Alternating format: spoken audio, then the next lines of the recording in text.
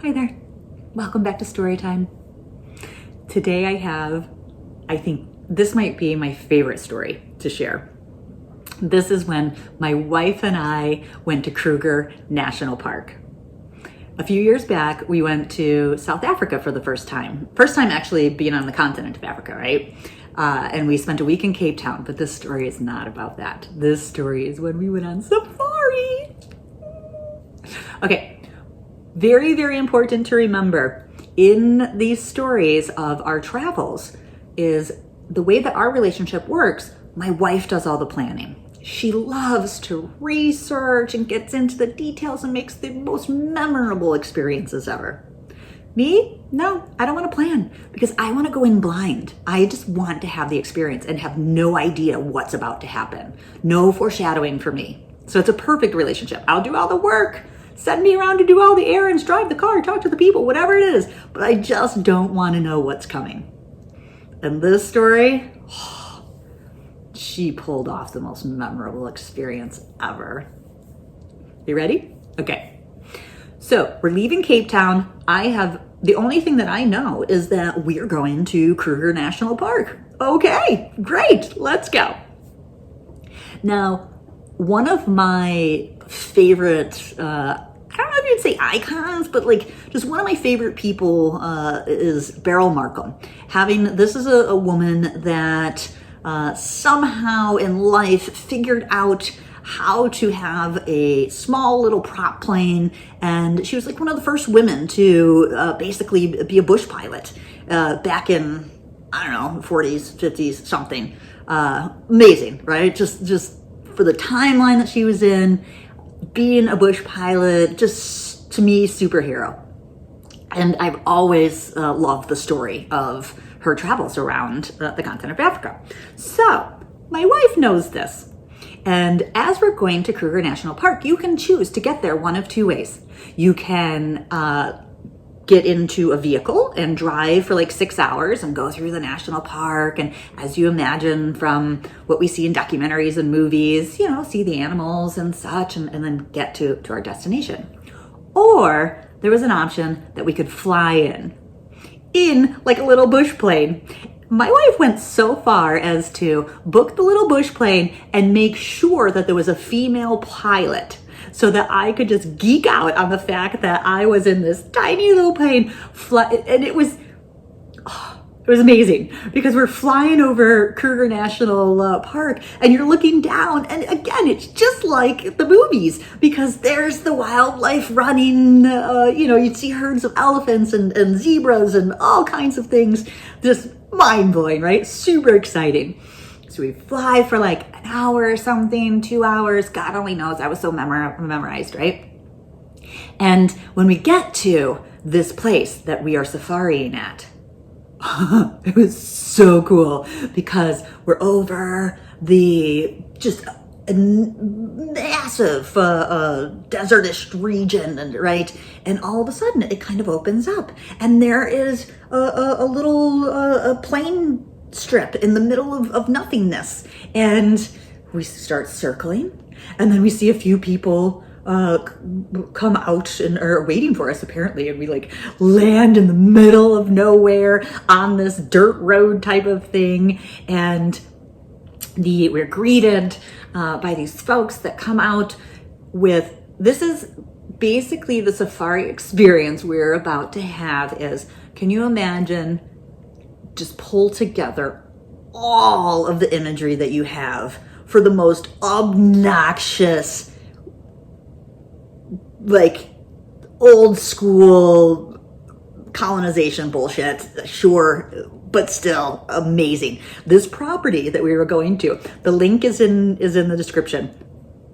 Just mind blowing. It is it's a college tuition probably to have spent a week here. Well worth it. Just extraordinary experience from one end to the next. It was so incredibly mind-blowing. So these people come out and they greet us with a nice fruity drink and something to wipe ourselves off. And now I'm starting to realize, like, whoa, what is this? And, you know, as we walk up, this main lodge comes into view. And so this property only has like 6 individual construction, cabins type of thing. Pulling for words here. Come on, chemo brain.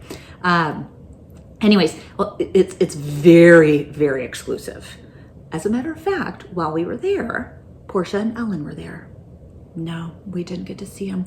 At the end, they asked us if there was any animal out of, what is it, the 5 like wonders of the world type of thing that we didn't get to see. And we were like, Portia and Ellen. But it was that exclusive that you could have this beautiful experience and never see another human being. It was that pampered. Amazing. There's 2 things that happened on this that were just, I just still to this day.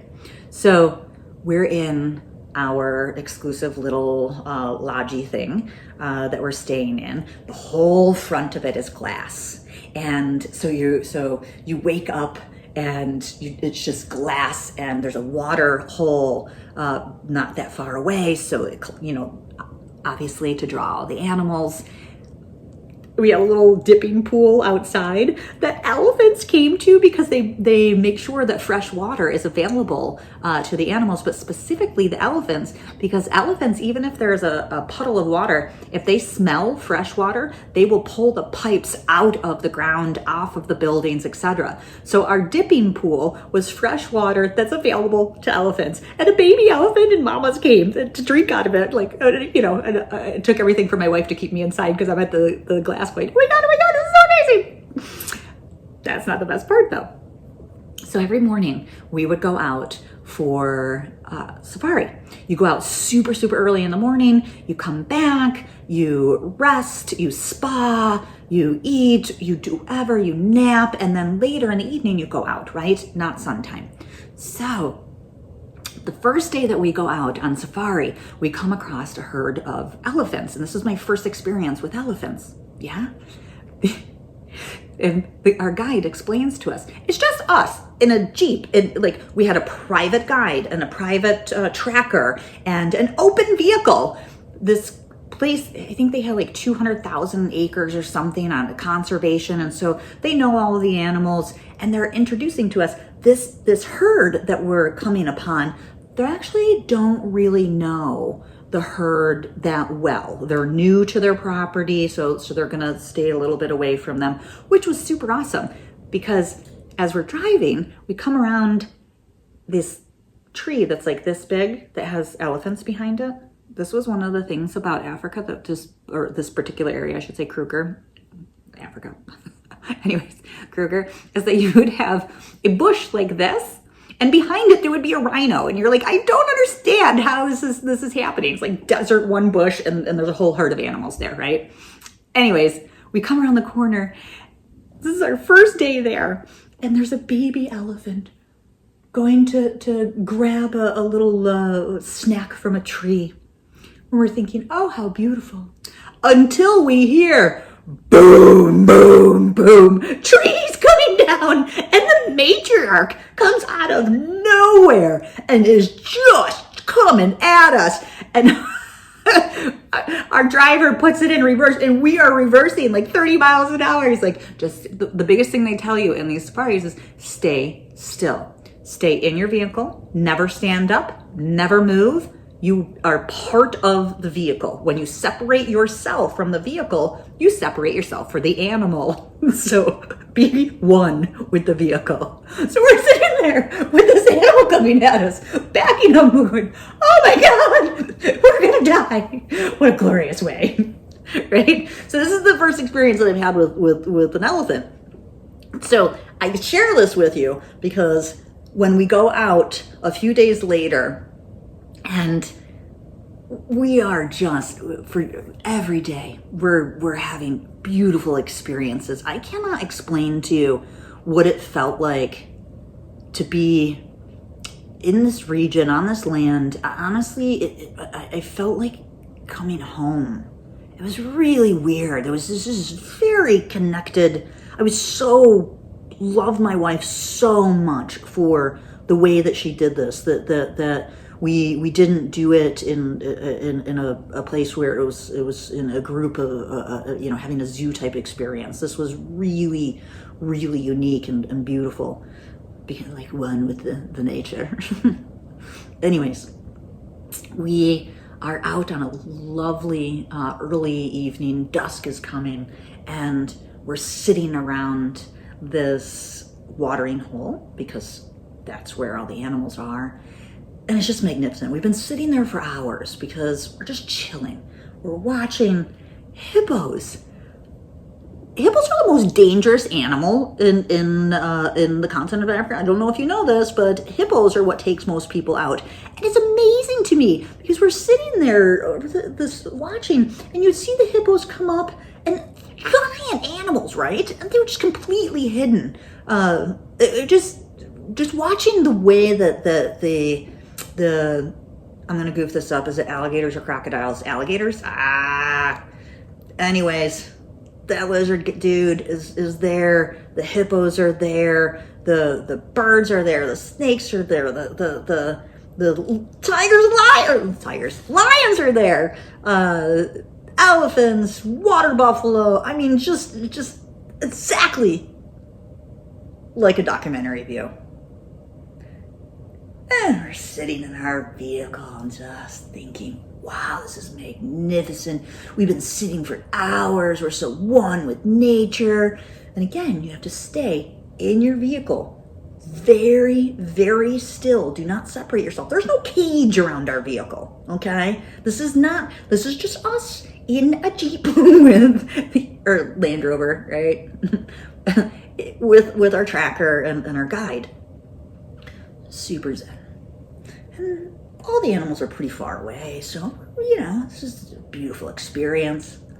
Well, this herd of elephants comes in, and they're introducing us to the elephants because they know the family tree and everything, and they're explaining to us the different personalities. And as we're talking, the elephants start to move, and they start to come close to us. And so, again, our guide reminds us, stay still, stay still.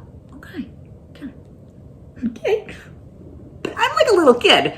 I mean, I have been dreaming about going on safari for my entire life. And even though this was the most beautiful Zen thing, I'm still vibrating. Like, this is amazing, this is amazing, this is amazing, right? So these elephants, the whole herd passes by us. Very close, but they pass by us. No chill. But this one female elephant diverts. She doesn't follow the herd. She turns and she comes to our vehicle. Now she's huge. And remember, I've just had this experience of being terrified by a very aggressive matriarch, right? So as she starts to turn and walk towards us, and I happened, of course, to be on the side of the vehicle where she was coming. Gabby's sitting to my left, guide tracker up front. Okay. She's coming, and she's coming closer. And I'm like, oh my God, sit still. And my wife is, Gabby's totally done. She's like, babe, breathe. And I'm like, I know, okay. Elephant comes. I shit you not. The head of the elephant is right here. And I'm sitting forward. Oh my God, don't turn your head. Don't look at her. Oh my God, this is amazing and terrifying. Kind of looking. Huge head. Have you ever watched Sesame Street? Snuffaluffagus. You remember Snuffaluffagus? Do you remember his eyelashes? Right? Well, this is what I'm having. The child in me has got this huge elephant head right next to me and these beautiful, thick, gorgeous eyelashes. And her eye is this big right there. And all I'm thinking is, Snuffaluffagus, I want to touch you. Keep your hands to yourself, Nicole. Keep your hands to yourself, right? So, the elephant comes up and she just stops. And then she goes to sleep. Right? So, again, sitting here, okay? I don't know what's happening, right? But I can't move. This goes on. This isn't just she literally walks up, puts her head right here, and just stops, and then goes immobile, closes her eyes as if she's sleeping. Minutes upon minutes go past, right? And I'm sitting here thinking, what's happening? Did she just literally? So I feel like it's been like 15 minutes. It was probably 3. Sure. But eventually I turned my head because I thought, she's sleeping and she's so close, right? So I turned my head. And as soon as I do, she pops her eye open, which makes me jump, of course, right? Oh, what? Right? The elephant laughs. I shit you not. She head goes up, shaking, looks back at me and like points with her trunk, like, and walks away, laughing at me. She joked with me. An elephant came and pranked me. What? That was so amazing, right? Oh my gosh. You guys, to this day, like, it was such a beautiful experience. And we know how intelligent and emotional these creatures are. But to have one prank me, and the guy just cracked up because he had neglected to say that the way that they describe this particular elephant is that it is like the crazy ant, which, perfect, right? Total prankster, totally always like riling up the kids and the other females yelling at her, like that kind of thing, right? Which is perfect. Oh, you guys, it was so cool. And my second favorite experience of this was when we came off the safari, we come home and we're having lunch on our patio. Remember, our patio has a dipping pool, which draws elephants and other animals to it, so you have to be aware. And we're sitting out there and we're reading, and it's just a glorious day, and I'm seeing the trees move, right? And so, again, these individual little cabins are separated on the property, and there's wooden platforms that connect you to the spa, to the main lodge area, etc. And they tell you never, ever leave the wooden platform, right? Because you'll get eaten by a lion. Okay, fair enough. So as I'm watching the trees go, I realize, and I say to my wife, I look up and she was inside, and I was like, hey babe, lunch is on its way. Because I'm imagining that we were having lunch delivered, that they were carrying it on those little platforms, and the monkeys are following them as they come, which is exactly what happened, because as the tree stops swaying in front of our place, doorbell rings, boom, they come in, they set up the lunch on the patio, and my wife is wrapping up, I'm sure working or reading or something, and she's getting ready to join for lunch, and I look up, my wife's to my right, and they're on top of our building. The entire building is covered in these tiny little monkeys, tiny little guys, right? It's like, oh, okay, they're the scavengers of this area. All right, gotcha. And they tell you, please don't feed them. Don't feed them. Heard, right? So we start to eat lunch, and all of a sudden, this monkey drops out of nowhere, and turns out those little tiny monkeys are female monkeys. The male monkey is about 3 feet tall. I can't remember what kind these were, but the male monkey is about 3 feet tall when it stands up, gray, beautiful grays colors, and little hair here, but the brightest baby blue balls. Like when he stands up, all you see is just this magnificent ball set, and the color was I've never seen anything like it, to be honest. So this monkey comes out of nowhere, drops down from the ceiling of our from the top of our roof onto our table, stands up, and he's baring his teeth, and he's super aggressive, and right? Because he wants to scare us away from our lunch. Right? And I look up and all I see is this 3-foot tall monkey. One of my favorite stories, one of my favorite fantasy mythological stories is contains a monkey in China, and so I'm envisioning this creature and the blue balls, and I just look up, I just laugh, for a second. My wife doesn't miss a beat. My wife is like reading a magazine, having lunch. This monkey drops down, and she just picks up her spoon and just starts slamming it on the table. And she's like, nope, not happening. Get out of here, right? And he's kind of like, what the.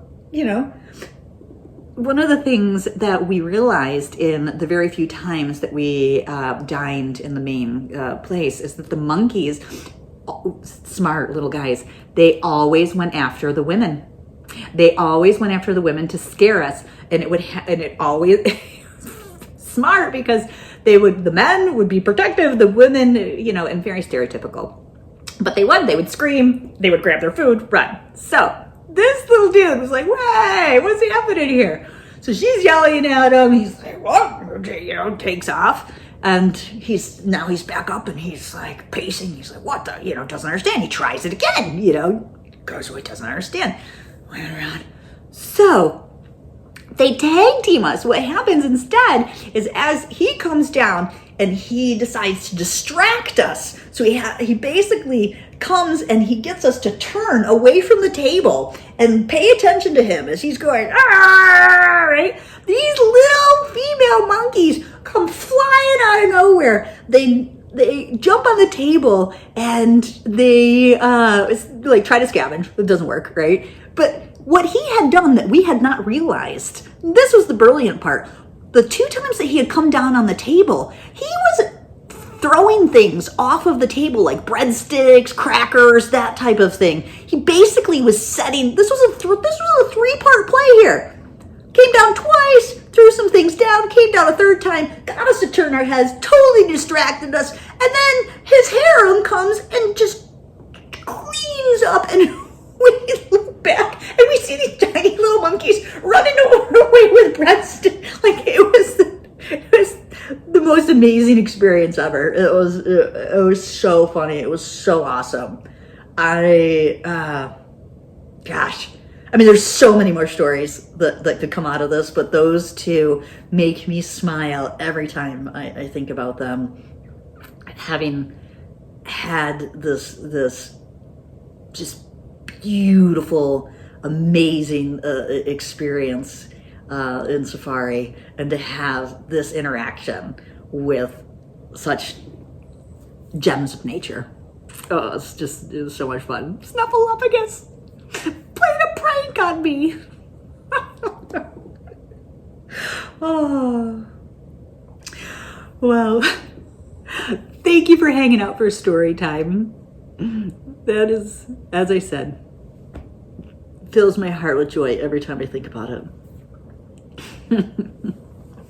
Okay, I'll let you go. Have a good one. Just one more thing. Like I said, there's so many stories that could come out of this, but I just wanted to share this picture with you because part of my wife making this amazing, just beautiful experience for us. And she's afraid of, she rented a helicopter with a glass bottom, and she was terrified, but she did it for me so that they flew us around Kruger National Park, landed us on top of a mountain, and then brought out a picnic basket with a bottle of champagne, and we partied on top of a mountain and then got back into a helicopter and finished our day. So I just wanted to share this picture with you too. Okay, bye.